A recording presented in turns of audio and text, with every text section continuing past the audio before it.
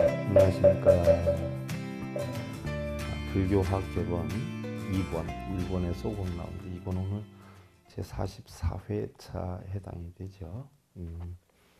지난 시간에 우리가 사성제 8 정도에 대해 살펴봤는데요. 조금 미진한 부분이 있어서 그 부분 이어서 하고 거기에서 12연기법에 대해서 다시 한번 살펴보도록 하겠습니다. 우리가 다른 과목에 대해서도 간혹 제가 설명을 드리기도 했지만 불교학 개론 과목이기 때문에 그동안 하셨던 분들은 좀 세부적으로 다시 한번 복습하는 차원에서 보시고요. 또한 이 단원에서 사성제 8정도 12연기법이 부처님 45년은 가르침의 가장 핵심이기 때문에 확실하게 짚고 넘어가지 않으면 나중에 경전 공부할 때 이것을 되새겨서 배울 수 있는 시간이 그렇게 많지를 않아요. 그러니까 확실하게 여러분들 기초를 다져 놓는 것이 좋고요. 본문에 들어가기 전에 잠깐 여러분들 우리가 개성으로 한 구절 살펴보도록 하겠습니다. 자, 합장들 하시고요. 행불 거처 헨수지되 일보 지법하고 행득 거처 헨무가 향삼 분지공이니라나.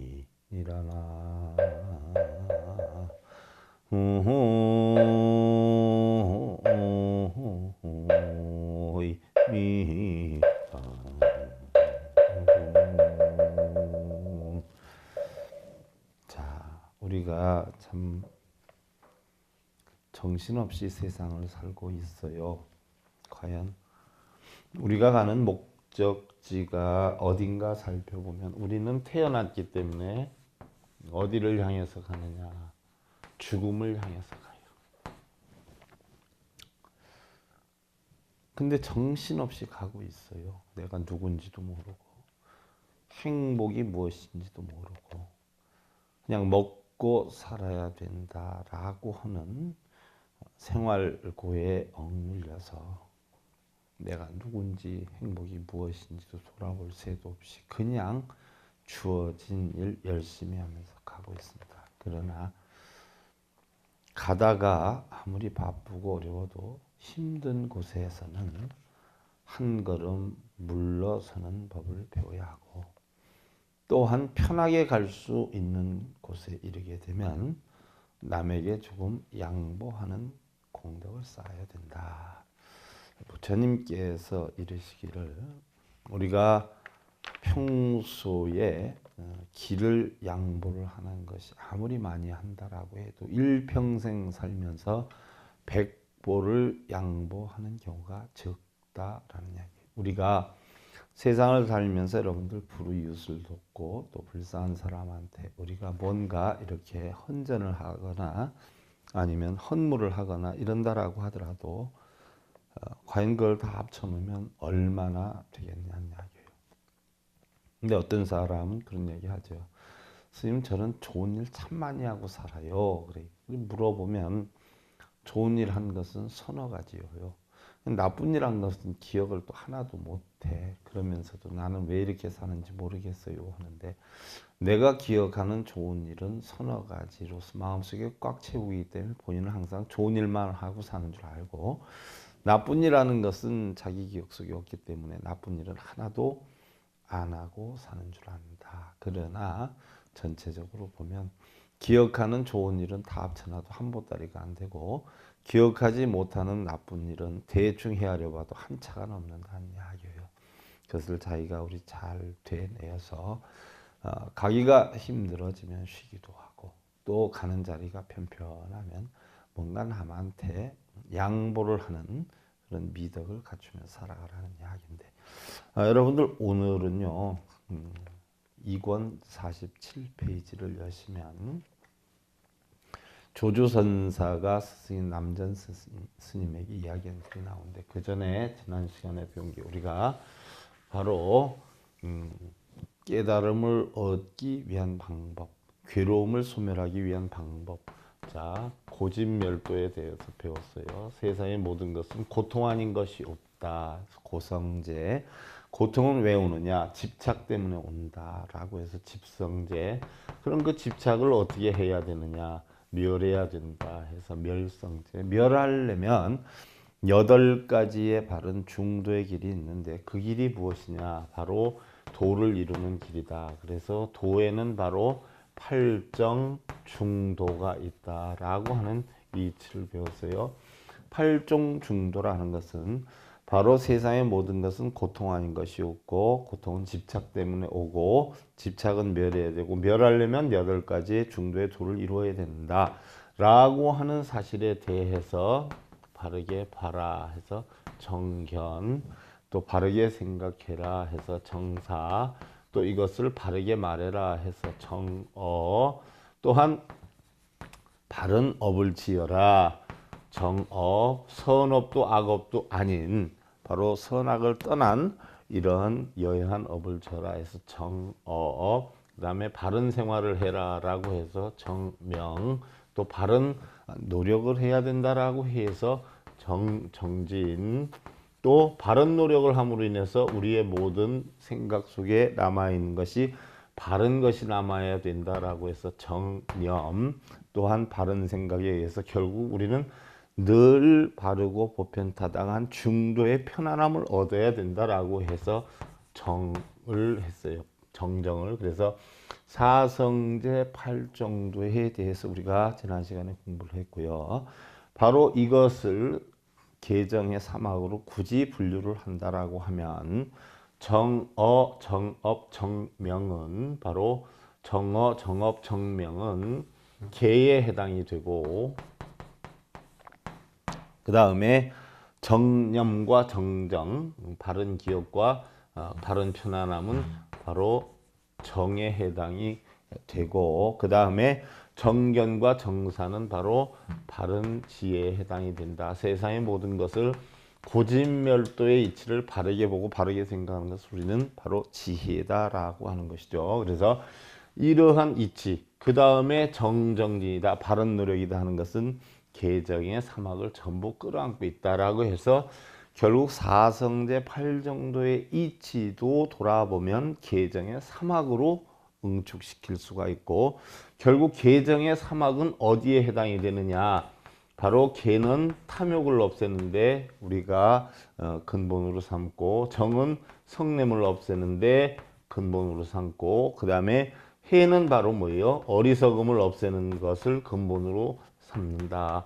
해서 탐진치로 일어나는 모든 업은 육도윤회를 만드는데 이 업은 결국 계정의 사막으로 없애고 계정의 사막을 또 펼쳐보니까 사성제 8정도 안에 다 포함이 되더라 하는 내용에 대해서 지난 시간에 살펴보았어요.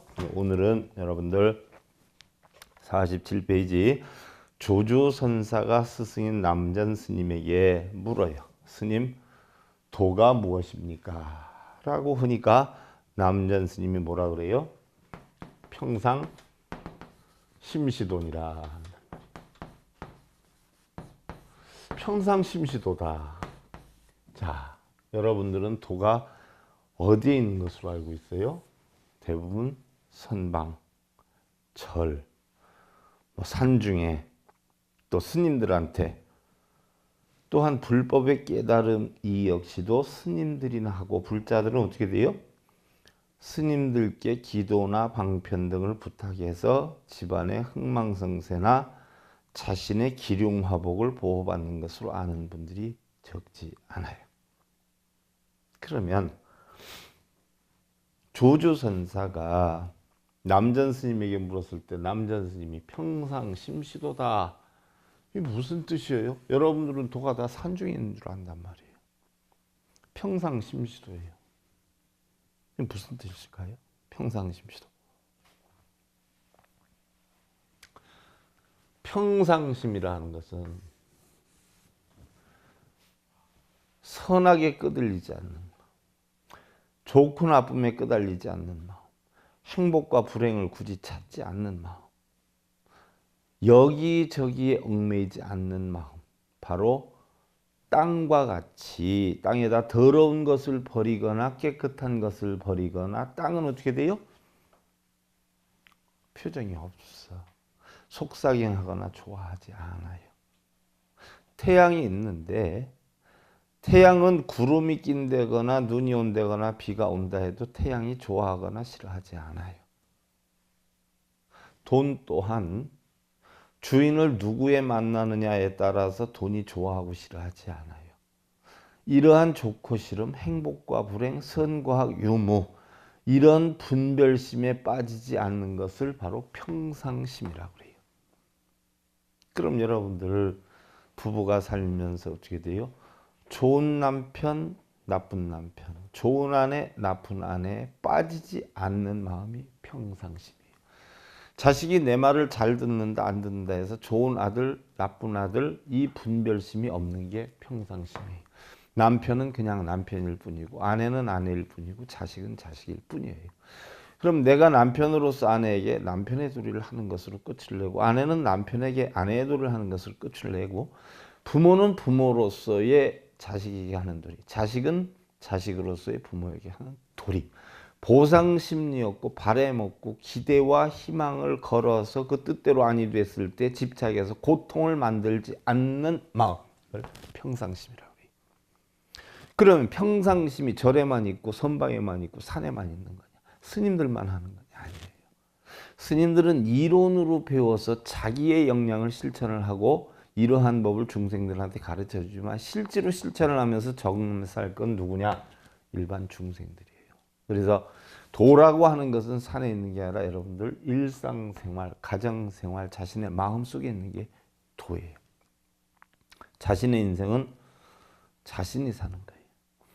집안의 흥망성쇠나 기륭화복 역시 자신이 스스로 지은 업보에 따라서 자신이 받는 것이지 기도하는 숫자나 연보라는 숫자나 절에 가는 숫자나 책을 쓰고 읽고 보고 절을 하는 숫자에 따라서 달라지는 것은 아니에요. 바로 자기의 마음을 어떻게 갖느냐에 달라요. 예를 들어서 부처님도 우리의 인생을 책임져 주시는 분은 아니에요. 단지 우리의 인생 사는 법이나 자연의 이치를 바르게 가르쳐 주시는 분일 뿐이고 우리의 불행과 행복 또 성공과 실패 이러한 것들은 우리 스스로 부처님 가르침을 배워서 스스로 만들어 가야 하는 것이. 그리고 우리 각자 처해진 위치나 환경에서 가장 훌륭한 삶의 지혜를 만들어 나갈 때 그것을 일러서 우리는 도의 경지다 이렇게 표현하는 것이고 가장 훌륭한 삶의 지혜다라고 하는 것은 바로 평상심으로서 여기저기에 끌려다니지 않는 그런 마음, 자기 주관을 가지고 있으면서도 남의 말을 참고로 해서 쓸 거는 쓸 줄 알고 버릴 건 버릴 줄 아는 이러한 마음을 우리는 평상심이다. 이 평상심이 바로 도다 이렇게 표현을 했어요. 자, 여러분들 부처님께서 영산회상에 계실 때 염화미소라는 이야기가 나오죠. 염화미소. 부처님이 법화경을 법문을 하시고 나서 법문을 마치자마자 어떻게 돼요? 꽃 한 송이를 이렇게 들어 올렸어요. 들어 올렸더니 마하가사파가 부처님을 보고서는 합장을 하면서 미소를 지으면서 인사를 했어요. 이걸 갖다 염화미소라고 하는데 바로 부처님과 가사파 사이에는 삼처전심이 있었단 말이죠. 가사파를 처음 만났을 때 다자탑에서 자리를 나누어 앉으신 다자탑 천만분자가 있고 또 법화경을 설하시고 나서 영산에서 꽃 한 송이를 들어 올렸던 염화미소가 있었고 또 부처님이 열반하시고 나서 며칠이 지나서 가사파가 도착을 했단 말이죠. 그 안에까지만 해도 관짝이 덮이질 않았는데 가사파가 도착해서 부처님 제가 늦었습니다 하고 눈물을 쏟으니까 그때 탁 관이 닫혔단 말이에요. 그게 곽시쌍부. 이걸 삼처전심이라고 하는데 삼처전심 가운데 염화미소를 했을 때 꽃 한 상이를 딱 들어 올렸을 때 가사파가 합장을 하고 미소를 졌단 말이에요. 이때 부처님이 처음으로 하신 말씀이 뭐냐? 정법 앉아 이런.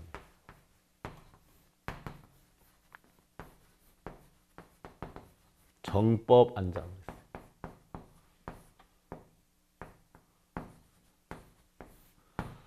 자, 정법 안장 열반 묘심을 얘기하셨어요. 그럼 정법 안장 열반 묘심이 무슨 뜻일까요?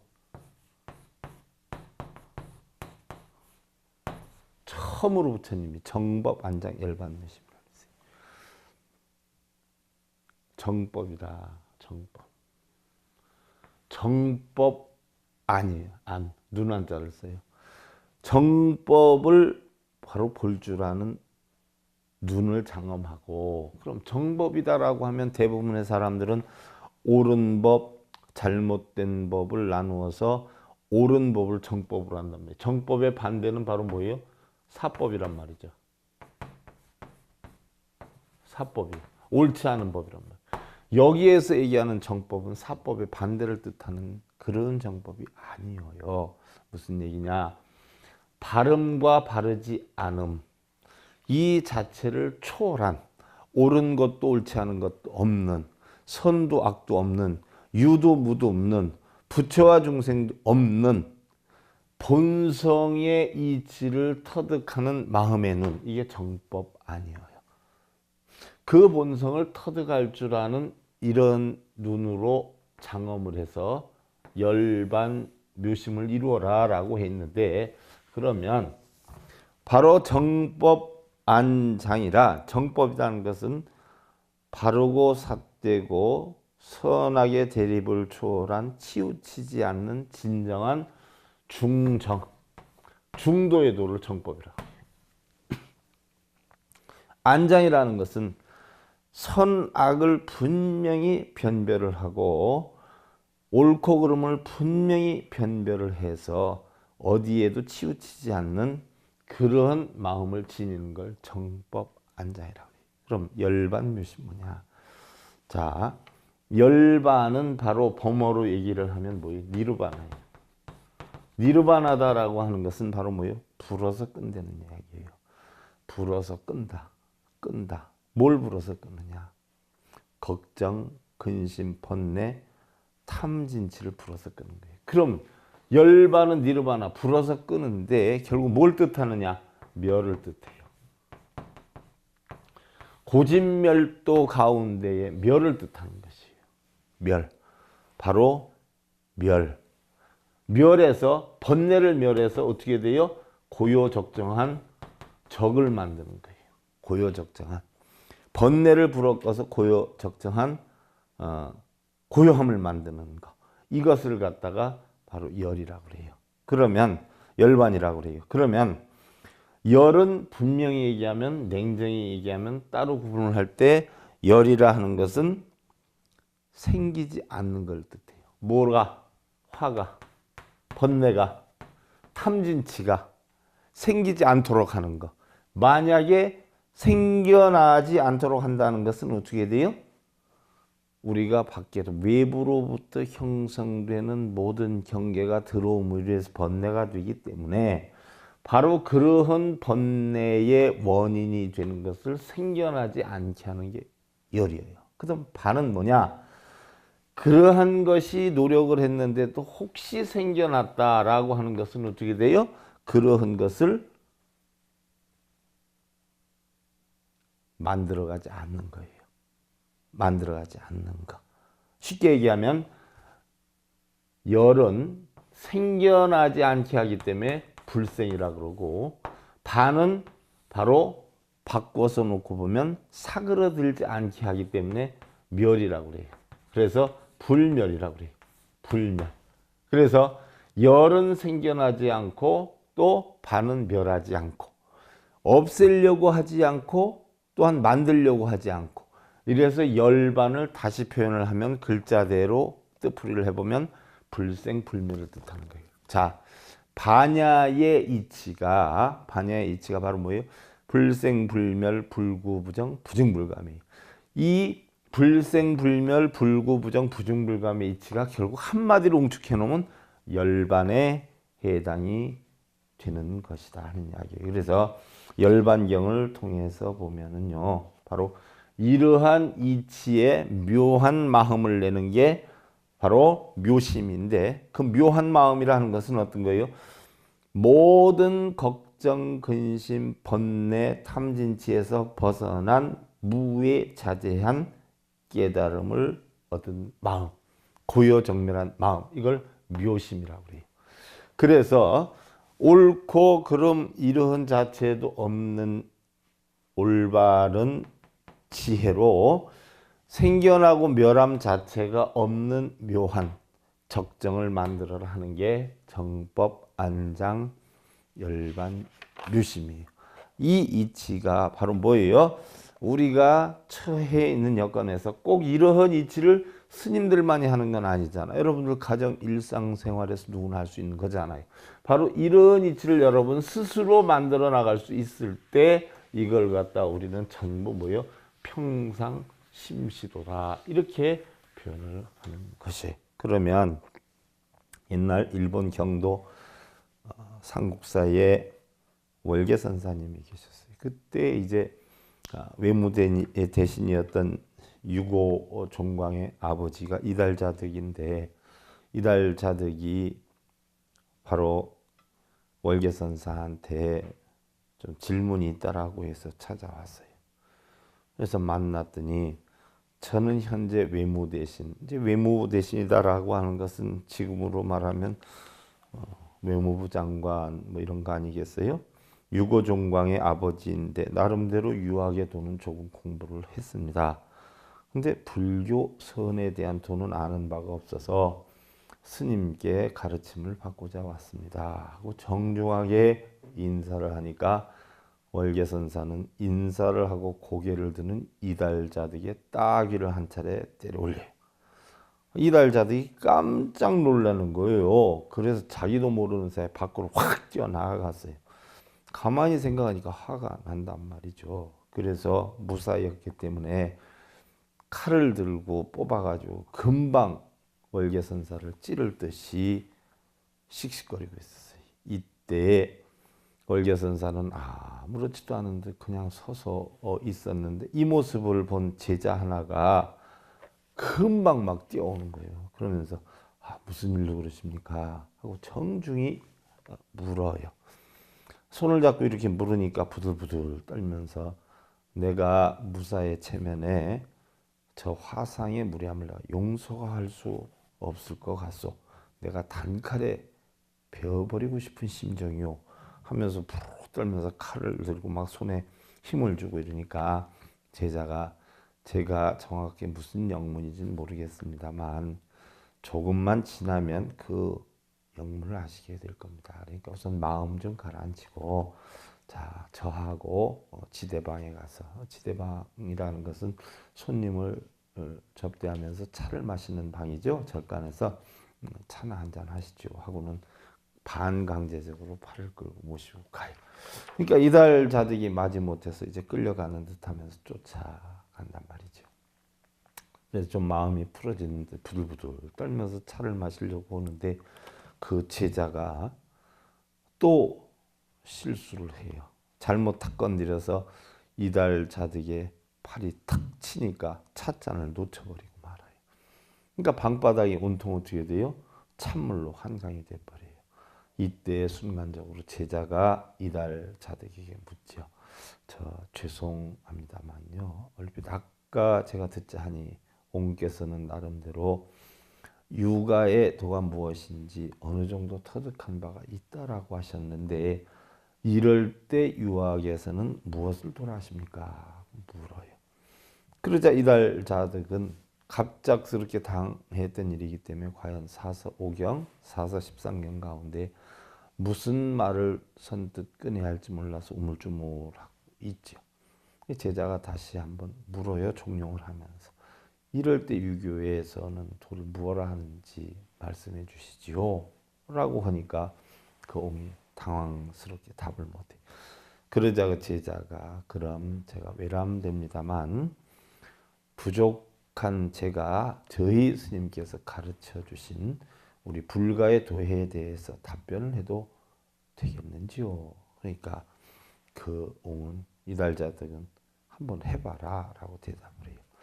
그러자 그 제자는 그 옆에 있는 걸레를 갖다가 바로 방바닥에 엎드려진 차를 막 닦아요. 닦으면서 이것이 바로 우리 스님께서 가르쳐 주신 불가의 도입니다. 라고 하니까 이달자득이 그걸 보는 순간에 과연 하면서 탄복을 하고는 어떻게 돼요? 도가 이렇게 가까이 있는데 그것을 모르고 내가 여하튼 먼 데서만 구했군요 하면서 크게 깨닫게 되죠.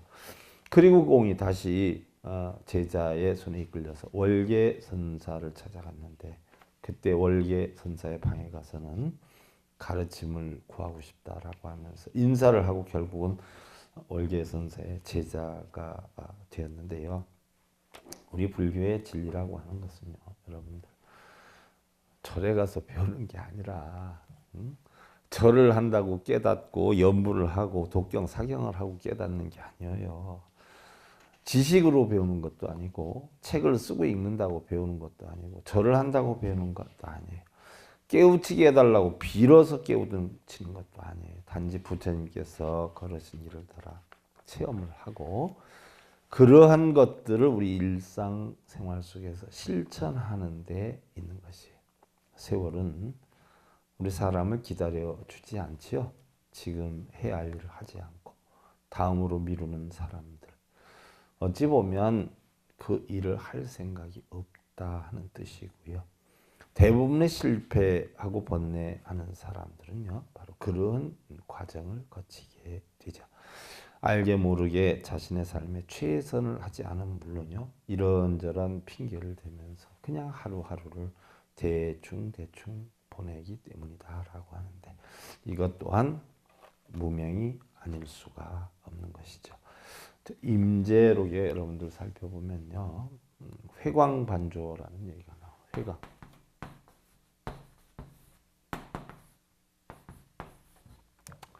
회광반조라는 얘기가 나오는데요.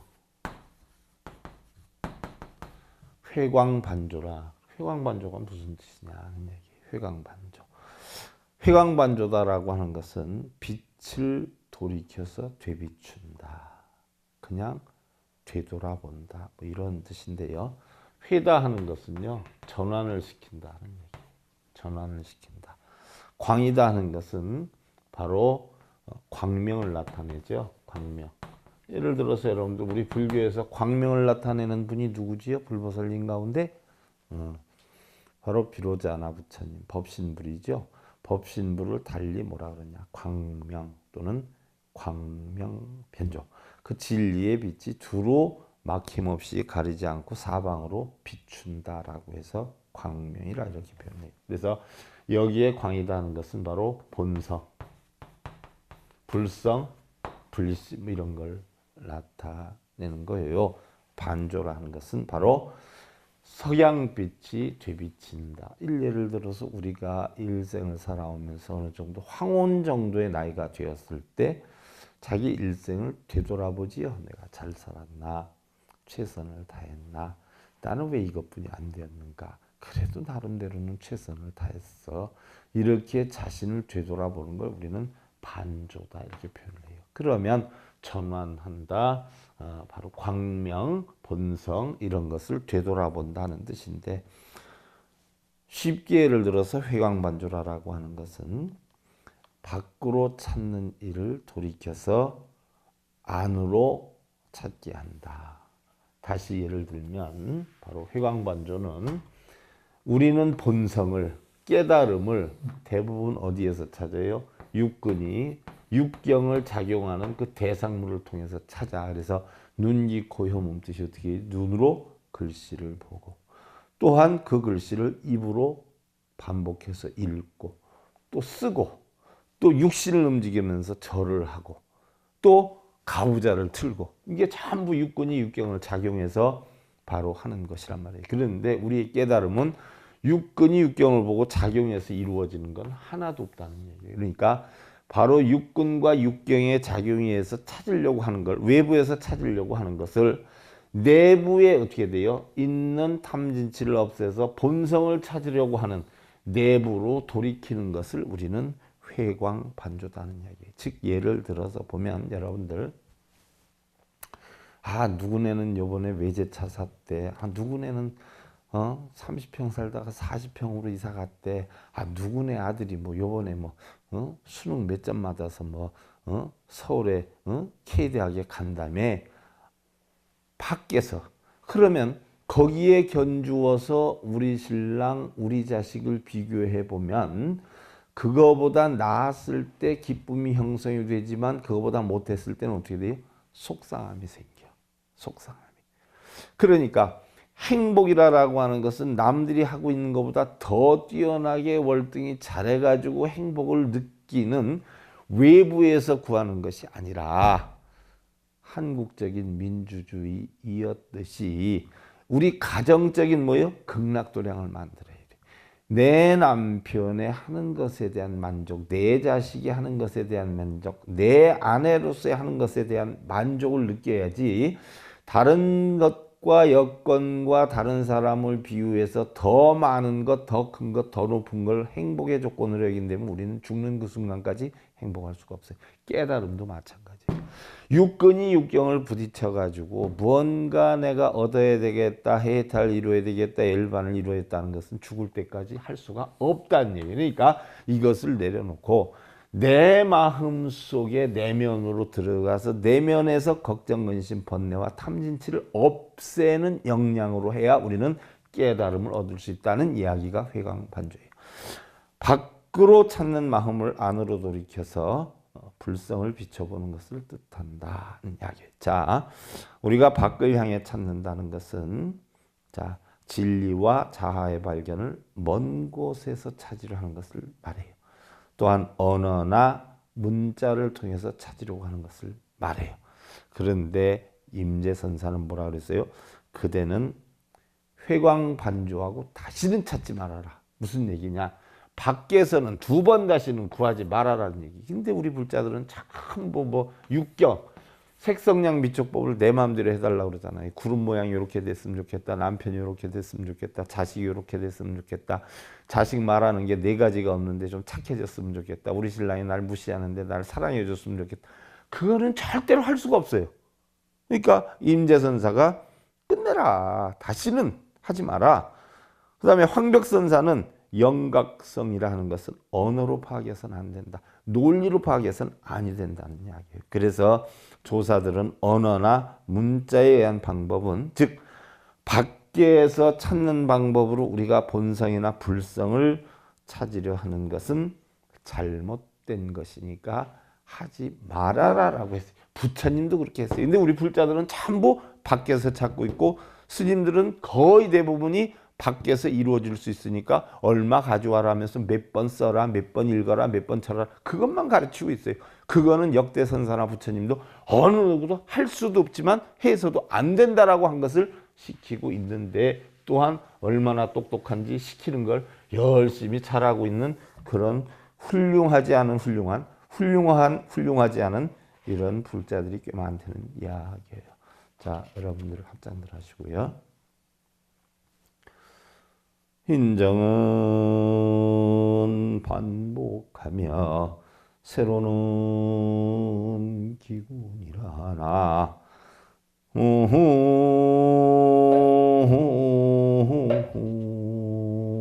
미하고 자, 절에 가서 이렇게 하면 꼭 이루어진다라고 해서 여러분들 돈을 들여서 했어요. 시키는 대로 천도제도 하고 방편도 했어요. 그럼 꼭 이루어집니까? 안 이루어졌어. 그래서 다시 절에 가서 스님한테 스님 그거 하시라고 그래서 했는데요.